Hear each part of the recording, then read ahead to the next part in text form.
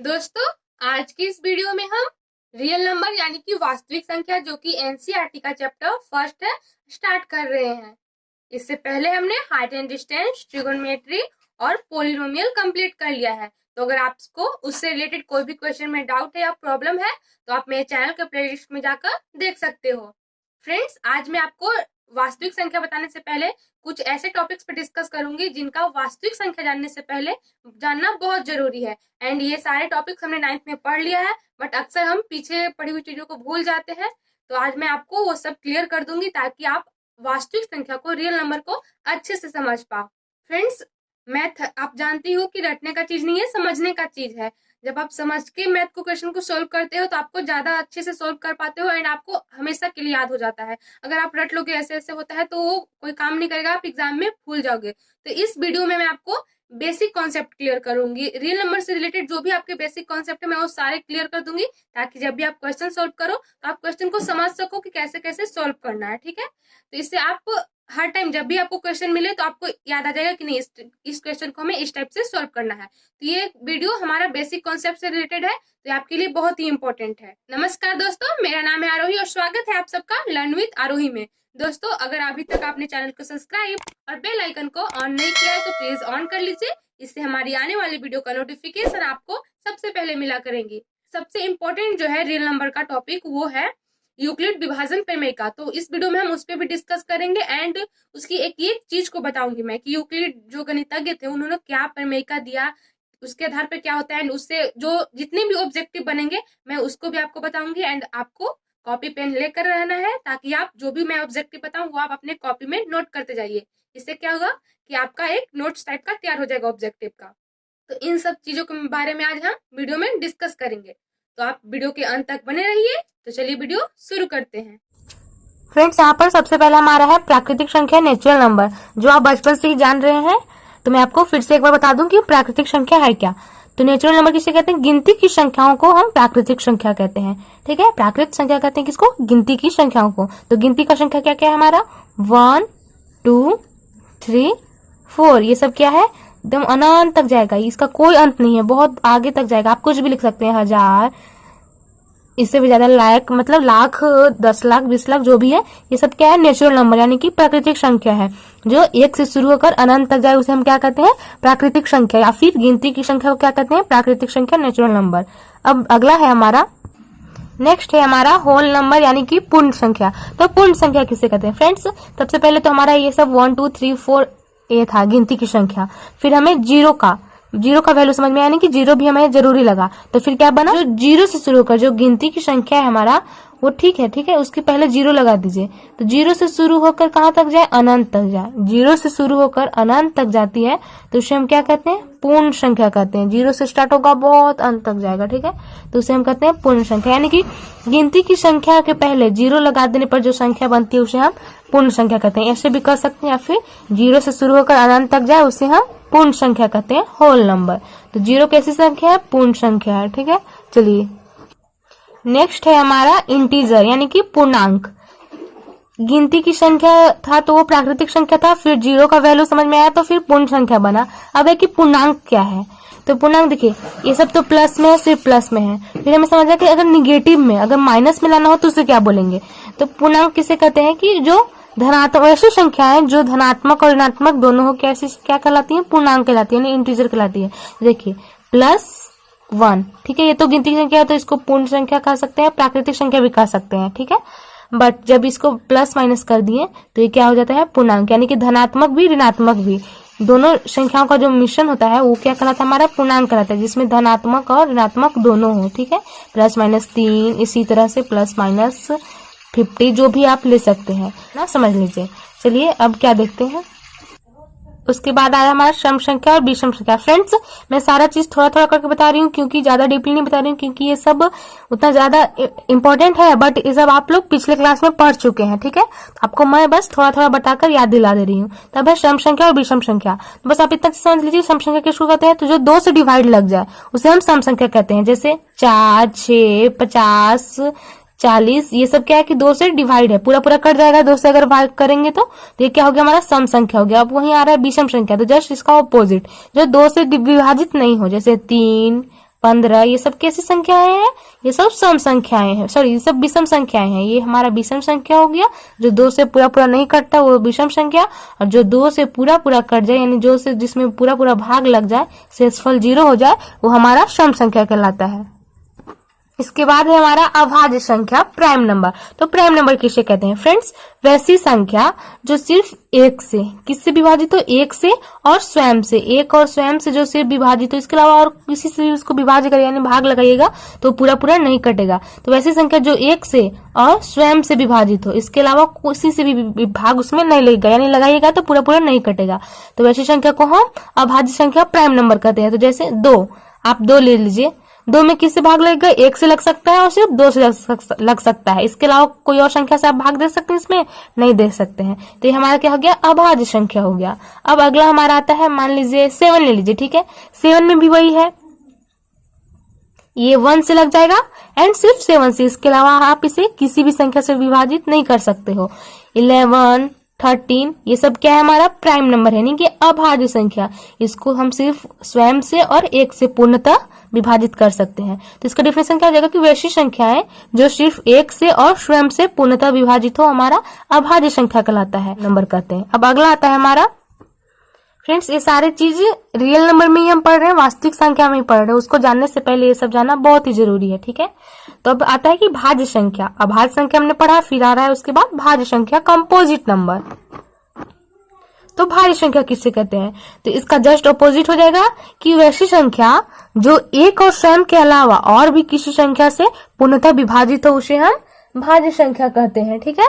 Means एक से भी उसमें भाग लगेगा और खुद से भी भाग लगेगा और इसके अलावा भी कोई और संख्या से उसमें भाग लग सकता है, पूर्णतः विभाजित हो सकता है, तो उसे हम भाज्य संख्या कहते हैं। तो जैसे आप ले लीजिए 4, 4 को हम किस किस से डिवाइड कर सकते हैं आप खुद जानिए। 1 से डिवाइड कर सकते हैं, 2 से भी पूरा पूरा कर सकता है और 4 से भी पूरा पूरा कर सकता है।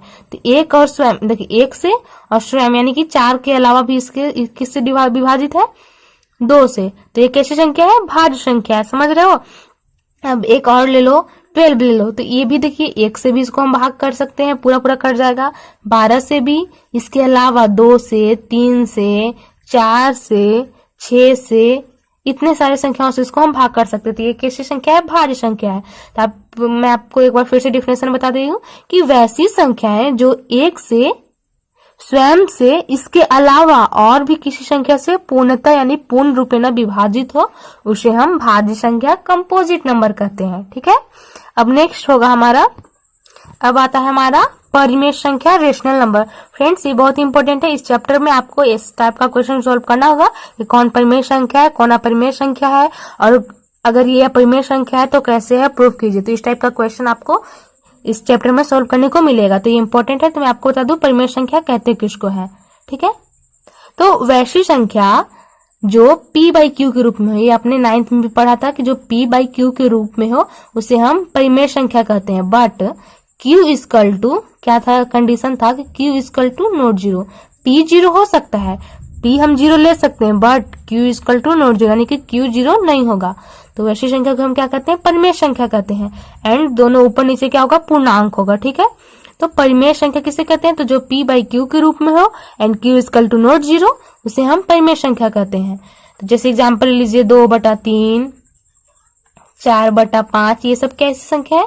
परिमेय संख्या है। एंड एक चीज और, आपको ये मेन, आप इसको लिख लीजिए, नोट कर लीजिए, कहीं भी ये प्रश्न पूछा जाता है, ऑब्जेक्टिव में आपको हर वक्त देखने को मिलेगा। मैंने आपको पहले बताया था कि बहुत ही इंपॉर्टेंट आपको मैं इसमें ऑब्जेक्टिव बताने वाली हूँ। तो ये ऑब्जेक्टिव में आता है कि 0 कैसी संख्या है, तो आपको पता होना चाहिए। यहाँ पर 0 कह रहा है तो 0, ये नहीं सोचेगा क्यों 0 नहीं होता है, तो ये 0 परिमेय संख्या नहीं होगा। देखिए क्यों 0 नहीं होता है, p 0 हो सकता है। मैंने आपको पहले ही बताया है कि q equal to not 0, but हम p 0 ले सकते हैं। तो ये कैसी संख्या है? परिमेय संख्या है। कैसी? परिमेय संख्या। तो आप लिख लीजिए कॉपी में नोट्स पॉइंट देके कि 0 एक परिमेय संख्या है, ठीक है। अब अगर देखिए 0 परिमेय संख्या है, बट अगर इस टाइप का क्वेश्चन है 1/0, 1/0 लिखा रहे, यहाँ पर तो q इक्वल टू नॉट 0 कह रहा है, बट यहाँ q 0 है, तो ये कैसी संख्या हो जाएगा? ये परिमेय संख्या नहीं होगा, ठीक है। तो इस टाइप के क्वेश्चन आपको सोल्व करने को मिलेंगे कि कौन परिमेय संख्या है, कौन परिमेय संख्या नहीं है। एंड एक चीज और, 22/7 भी हमारा क्या है? परिमेय संख्या है, ठीक है। 22/7 कैसी संख्या है? परिमेय संख्या है। फ्रेंड्स एक चीज और परिमेय संख्या में कि जब हम डिवाइड करेंगे, ये हर है हमारा, इससे हम इसमें डिवाइड करते हैं, तो इसमें जब डिवाइड करेंगे तो या तो कुछ अंक के बाद पूर्ण रूप से कट जाएगा या फिर एक ही अंक बार बार आने लगेगा, तो उस टाइप की संख्या होती है परिमेय संख्या। लेकिन अलग अलग अंक बार बार आ रहा है तो क्या हो जाता है, वो अपरिमेय संख्या हो जाता है। तो जैसे हम यहाँ पर 2/3 लिए हैं, तो चलिए 3 से 2 में डिवाइड करके देखते हैं। तो यहाँ पर हो जाएगा 0 पॉइंट, यहाँ पर 0 बिठाए तो 3 छक्का 18, 2, फिर 3 छक्का 18, यानी कि एक ही अंक बार बार आ रहा है, यानी 6 बार बार आते जाएगा, तो ये हमारा क्या हो जाएगा, परिमेय संख्या हो जाएगा। तो इस टाइप की संख्या हमारा परिमेय संख्या हो जाता है। या फिर वैसी संख्या जो 1-2 अंक के बाद पूर्ण रूप से कट जाए, ऐसा होता है ना कि पॉइंट में कट जाएगा। जैसे हम एक एग्जाम्पल यहाँ पर ले लेते हैं, जैसे यहाँ पर 4/5 है, अब इसको डिवाइड करके देखिए तो 4/5 है, तो यानी कि 5 से 4 में हमको डिवाइड करना है। तो 0 पॉइंट बिठा के यहाँ पर 0 पॉइंट बिठा के यहाँ पर 0 हो जाएगा, तो 5 8 40, यानी कि 8 से कट जा रहा है तो 0.8 हो गया, तो ये पूरा पूरा कट गया ना, तो एक ऐसी संख्या परिमेय संख्या है। तो इस टाइप की संख्या हमारी परिमेय संख्या होता है। बट आपको ये कंडीशन याद रखना होगा कि 22/7 जो पाई का वैल्यू वो क्या है, परिमेय संख्या है। आपको ये याद रखना होगा। ये प्रश्न इस टाइप का पूछा जाता है क्योंकि ये एक्सेप्शन वाला क्वेश्चन हो जाता है ना, मीन्स थोड़ा हट के हो जाता है, तो इस टाइप का ही क्वेश्चन ज्यादा आता है। जैसे 0 कैसी संख्या है, 22/7 कैसी संख्या है, तो इस टाइप का क्वेश्चन आपको आएगा। तो आपको याद रखना है कि ये सब परिमेय संख्या है। अब अगला आता है हमारा अपरिमेय संख्या, इरेशनल नंबर। तब से हमने रेशनल नंबर पढ़ा, अब हम इरेशनल नंबर पढ़ेंगे। इरेशनल नंबर, अपरिमेय संख्या। तो अब जान लीजिए अपरिमेय संख्या किसको कहते हैं। परिमेय संख्या तो था कि जो p/q के रूप में है उसे हम परिमेय संख्या कहते हैं। तो अपरिमेय संख्या जस्ट उसका ऑपोजिट हो जाएगा, यानी कि जो p/q के रूप में नहीं हो, कैसी संख्या कहलाती है, अपरिमेय संख्या। तो अब आप सोचेंगे कि इसका एग्जाम्पल क्या होगा, तो इसका तो सबसे एक प्रमुख एग्जाम्पल हो जाएगा कि पाई कैसी संख्या है, अपरिमेय संख्या है। ये आपको याद रखना है, ये आपको नोट्स में लिख ही लीजिए, क्योंकि इस टाइप का ऑब्जेक्टिव मैंने बोला ना कि कुछ अलग जो होता है वही ऑब्जेक्टिव ज्यादातर पूछे जाते हैं। तो पाई कैसी संख्या है, पाई अपरिमेय संख्या है। पाई हमारा कैसा संख्या है, अपरिमेय संख्या है। तो ये आपको लिख लेना है कि पाई अपरिमेय संख्या है। अब आप सोचेंगे कि 22/7 परिमेय संख्या है, पाई अपरिमेय संख्या है। तो जी हाँ, क्योंकि हम पाई बराबर 22/7 लिखते जरूर हैं, बट एग्जैक्ट वैल्यू 22/7 नहीं होता है। ये तो हम क्वेश्चन सॉल्व करने के लिए पाई का वैल्यू 22/7 लिख लेते हैं, ठीक है। तो एग्जैक्ट वैल्यू पाई का 22/7 नहीं होता है। तो पाई आप इतना याद रखिए कि पाई हमारा अपरिमेय संख्या है। अब इसका और एग्जांपल ले लें तो देखिए, रूट में जो भी संख्या होता है ना, जैसे 2 है, इसका पूरा पूरा रूट तो नहीं निकलेगा, तो ये अपरिमेय संख्या है। रूट 3 अपरिमेय संख्या है। बट रूट 4 की बात करें तो 4 का तो रूट अंडर क्या हो जाएगा, 2। तो ये परिमेय संख्या, ये परिमेय संख्या है, ये अपरिमेय संख्या नहीं है। तो आप समझ लिए कि रूट अंदर में जो होता है, जिसका पूर्ण रूप है ना, रूट नहीं टूटा है, यानी कि उसका वर्गमूल नहीं निकलता है, वे हमारा, तो इस टाइप की संख्या है रूट 2, रूट 3, रूट 5, ये सब क्या है, अपरिमेय संख्या है। रूट 5, रूट 7, ये सब, रूट 11, ये सब क्या है, अपरिमेय संख्या है। ठीक है, आपको इतना याद रखना है कि ये सब कैसी संख्या है, अपरिमेय संख्या है। परिमेय और अपरिमेय संख्या के बाद अब हमारा आया वास्तविक संख्या, जो हमें इस चैप्टर में पढ़ना है। तो वास्तविक संख्या किसे कहते हैं, तो वास्तविक संख्या किसे कहते हैं कि परिमेय तथा अपरिमेय संख्याओं के समूह को वास्तविक संख्या यानी कि रियल नंबर कहते हैं। यानी कि वैसी संख्या जिसमें परिमेय तथा अपरिमेय संख्या दोनों हो, उसके समूह को क्या कहते हैं, वास्तविक संख्या, रियल नंबर कहते हैं। एंड ये जो चैप्टर है इसमें हम परिमेय संख्या के बारे में भी पढ़ेंगे, अपरिमेय संख्या के बारे में पढ़ेंगे। तो इसलिए इस चैप्टर का नाम हो गया वास्तविक संख्या। यानी कि परिमेय तथा अपरिमेय संख्याओं के समूह को क्या कहते हैं, वास्तविक संख्या। यानी कि उसमें हम 2/3 जो परिमेय संख्या ये भी ले सकते हैं, रूट 2 जो अपरिमेय संख्या है ये भी ले सकते हैं। तो ये इसका जो समूह हुआ क्या है, वास्तविक संख्या हुआ। ठीक है ना। तो वास्तविक संख्या किसे कहते हैं, तो वैसी संख्या है जिसमें परिमेय तथा अपरिमेय संख्या दोनों हो, उसे हम वास्तविक संख्या कहते हैं, रियल नंबर कहते हैं। एंड ये जो रियल नंबर चैप्टर है इसका अब आता है सबसे इम्पोर्टेंट टॉपिक, सबसे मुख्य टॉपिक। इसी के बारे में इसमें ज्यादातर पढ़ना ही है, मतलब पूरा इसी के बारे में ही ज्यादा पढ़ना है। तो वो क्या है, वो हमारा आता है, बारे में रफली समझाती हूँ, फिर मैं इसका डिफिनेशन भी आपको बताऊंगी। सबसे पहले समझ लीजिए यूक्लिड विभाजन परिमेय है क्या। तो इसके लिए एक एग्जाम्पल लीजिए। यहाँ पर मान लीजिए आप ले लीजिए यहाँ पर 16/7 एग्जाम्पल है, यानी कि 7 से 16 में हमको भाग करना है। तो चलिए यहाँ पर भाग कीजिए। 7 से जब हम 16 में भाग करते हैं यहाँ पर, तो देखिए क्या हो जाएगा, 7 दूना 14, तो कितना आ गया हमारा यहाँ शेषफल 2। तो सबसे पहले जान लीजिए कि किसको क्या बोलते हैं। देखिए ये जो 7 है इसको हम क्या बोलते हैं, भाजक। भाजक, इसको भाज्य, भाजक, भाज्य। ये जो हमारा होता है इसको हम बोलते हैं भागफल। एंड ये जो नीचे आया हमारा उसको हम बोलते हैं शेषफल। ठीक है, तो इसी पे यूक्लिड मतलब थे गणितज्ञ थे, वो इस पे एक प्रमेयिका दिए। ठीक है, एल्गोरिथम क्या दिए थे, देखिए ये भाजक है, ये भाज्य है, ये भागफल, ये शेषफल है। तो उन्होंने बोला कि ये जो भाजक है इसको क्या से हम लोग जानते हैं। यहाँ पर एक चीज और समझने लायक है। सबसे पहले तो आप जान लीजिए कि उन्होंने इस पे क्या प्रमेयिका दिया है। तो उन्होंने दिया है कि भाज्य बराबर, भाज्य क्या है हमारे यहाँ पर 16 है, भाज्य बराबर, आप ही देखिएगा कि ये सही है कि नहीं, ये आप ही को डिसाइड करना। ठीक है, तो यहाँ पर लिखोगा कि भाज्य बराबर भाजक, भाजक गुना भागफल प्लस शेषफल। ये हमारा उन्होंने बताया है कि भाज्य यूक्लिड विभाजन प्रमेय का हमारा यही है कि भाज्य बराबर भाजक गुना भागफल प्लस शेषफल।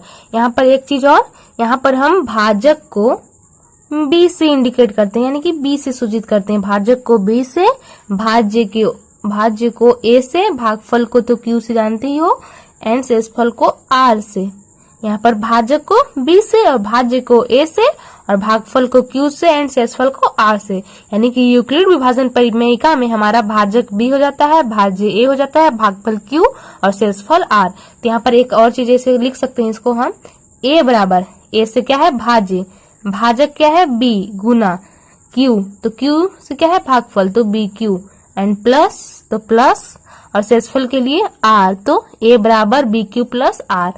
तो यही जो हमारा निकल के आया ना, इससे यही हमारा यूक्लिड विभाजन प्रमेयिका है, यानी कि यूक्लिड ने यही दिया था कि ए बराबर हमारा बी क्यू प्लस आर। इसी पे हम क्वेश्चन सॉल्व करेंगे इसी से रिलेटेड, और कुल मिलाकर यही है यूक्लिड विभाजन प्रमेयिका, ए बराबर b q plus r. And इसको आप नोट कर लीजिए क्योंकि ऑब्जेक्टिव में आता है कि यूक्लिड विभाजन प्रमेयिका कौन है। ए बराबर बी क्यू प्लस आर, आपको बहुत सारा 4 ऑप्शन दिया रहेगा, ए बराबर क्यू आर प्लस बी, इस टाइप से ऑप्शन आपको दिया हुआ रहेगा।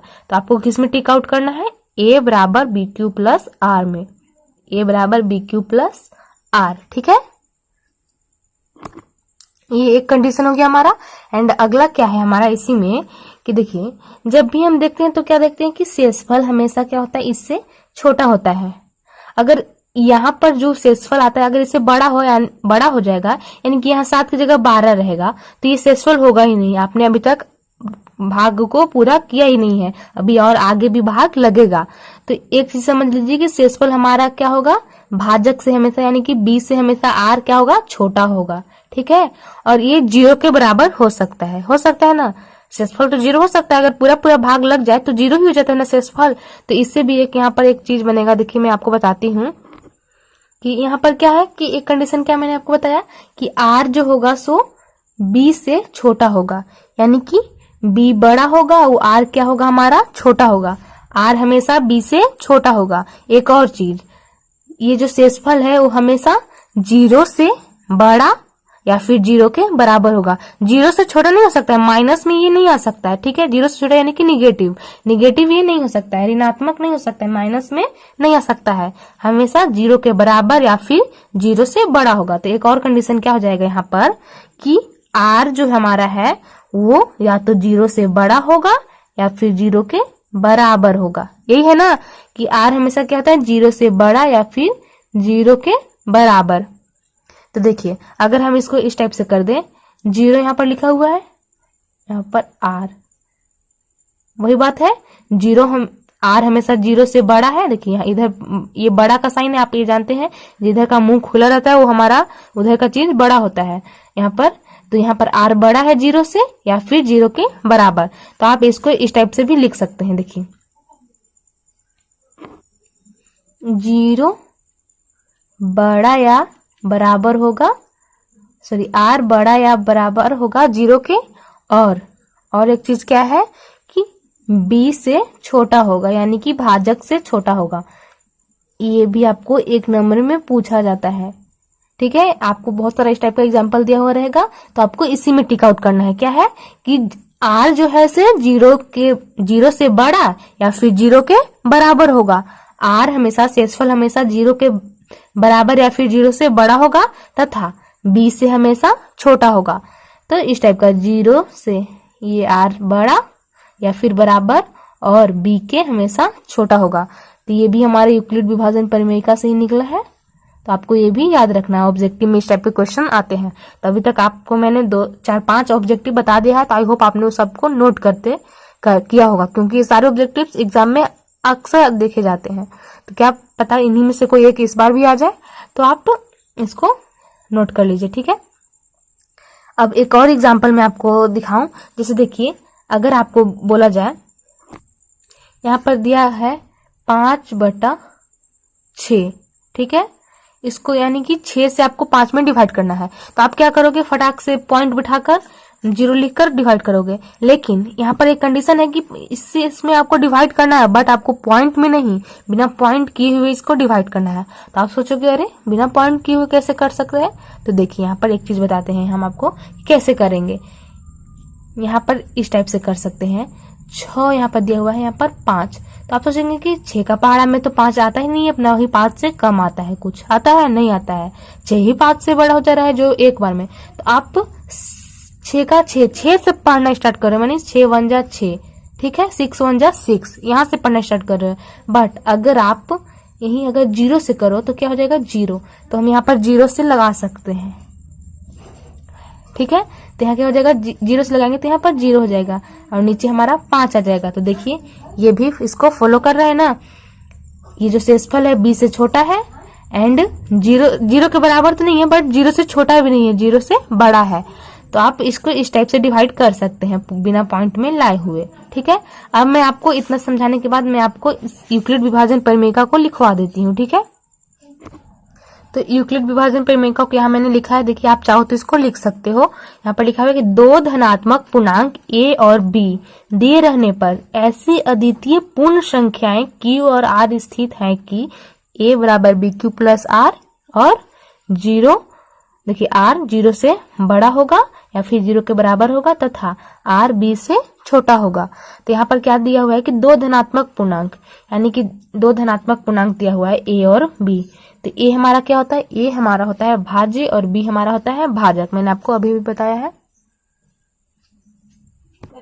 तो यहाँ पर एक एग्जाम्पल ले लीजिए। यहाँ पर अगर हम एग्जाम्पल जो हमने बड़ा छोटा वाला एग्जाम्पल लेते हैं ना, जिसमें 0 से डिवाइड किया, तो वही लेते हैं। ठीक है, 5/6 एक एग्जाम्पल हम लेते हैं, 5/6। तो देखिए यहाँ पर ये कर है कि 2 धनात्मक पूर्णांक a और b हैं, तो ये भी हमारा धनात्मक है और ये भी धनात्मक है और पूर्णांक है ये लोग। ठीक है, ये पूर्णांक है। ठीक है, तो a और b है दिए रहने पर। यहाँ पर ये नहीं कह रहा है कि ऊपर वाला बड़ा होगा नीचे वाला छोटा होगा या फिर नीचे वाला छोटा बड़ा नहीं हो सकता, यहाँ पर कुछ नहीं कर रहा है। यहाँ पर सिर्फ कह रहा है कि 2 धनात्मक पूर्णांक a और b दिए रहने पर। अगर यहाँ कंडीशन देता कि नीचे वाला हमेशा छोटा होगा तब हम इसको नहीं ले सकते थे, बट यहाँ पर नहीं कह रहा है कि कौन बड़ा होगा कौन छोटा होगा। ठीक है, सिर्फ धनात्मक पूर्णांक का बात कर रहा है, तो यहाँ पर हम इसको भी ले सकते हैं। ए और बी दिए रहने पर ऐसी अद्वितीय पूर्ण संख्याएं q और r स्थित हैं कि q और r कब आएगा, जब इसको हम डिवाइड करेंगे। तो चलिए यहाँ पर डिवाइड करते हैं। यहाँ पर हम आपको पहले भी डिवाइड करके बताए हैं। तो यहाँ पर 0 एंड यहाँ पर हो जाएगा हमारा 0, तो यहाँ हमारा क्या जाएगा 5। तो ये क्या हो गया, q हो गया, ये क्या हो गया r। तो a बराबर bq प्लस r, बिल्कुल देखिए यहाँ पर a क्या है हमारा 5 बराबर, देखिए 5 बराबर क्या हो जाएगा हमारा bq क्या हो गया 6 गुना q r, तो 0 प्लस r क्या है 5, तो 6 गुना 0 0 प्लस 5 क्या 5 आ गया ना, यानी इसको ये फॉलो कर रहा है। फिर क्या कर रहा है कि ये इसको अब देखते हैं इस पे बैठाकर, तो यहाँ पर देखिए 0, 0 से बड़ा होगा r या फिर बराबर होगा। तो यहाँ r क्या है, 5 है, तो 5 बड़ा है ना 0 से। और फिर कह रहा है कि b बड़ा होगा r से, तो b क्या है यहाँ पर, तो b यहाँ पर 6 है, तो ये r क्या है, 5 है, तो r तो बड़ा है ना, सॉरी r छोटा है किससे, b से, तो इसको भी ये फॉलो कर रहा है। तो वही यूक्लिड विभाजन प्रमेय का कि दो धनात्मक पूर्णांक a और b दिए रहने पर ऐसी अद्वितीय पूर्ण संख्याएं q और r स्थित हैं कि a बराबर bq प्लस r होगा और r हमेशा 0 से बड़ा या फिर 0 के बराबर होगा और b से हमेशा छोटा होगा। तो आपको ये दोनों चीज याद रखना है क्योंकि इससे ऑब्जेक्टिव्स आते ही हैं। तो फ्रेंड्स यही सब चीज था जो हमें वास्तविक संख्या में पढ़ना है। तो आई होप मैं आपको अच्छे से समझा पाई होंगी एंड आप अच्छे से समझ पाए होंगे एंड आपको अच्छे से समझ में आ गया होगा। तो अब हम चैप्टर स्टार्ट करेंगे नेक्स्ट वीडियो में। तो अगर आपको ये वीडियो अच्छी लगी हो तो वीडियो को एक लाइक कर दें और दोस्तों के साथ शेयर कर दें एंड अभी तक चैनल को सब्सक्राइब नहीं किया है तो चैनल को सब्सक्राइब कर लो और बेल आइकन को भी प्रेस कर लो ताकि मैं जब भी अगला वीडियो अपना डालूं क्वेश्चन से रिलेटेड तो सबसे पहले नोटिफिकेशन आपके पास पहुंच जाए। तो सब्सक्राइब करके ही जाना चैनल को। Thank you.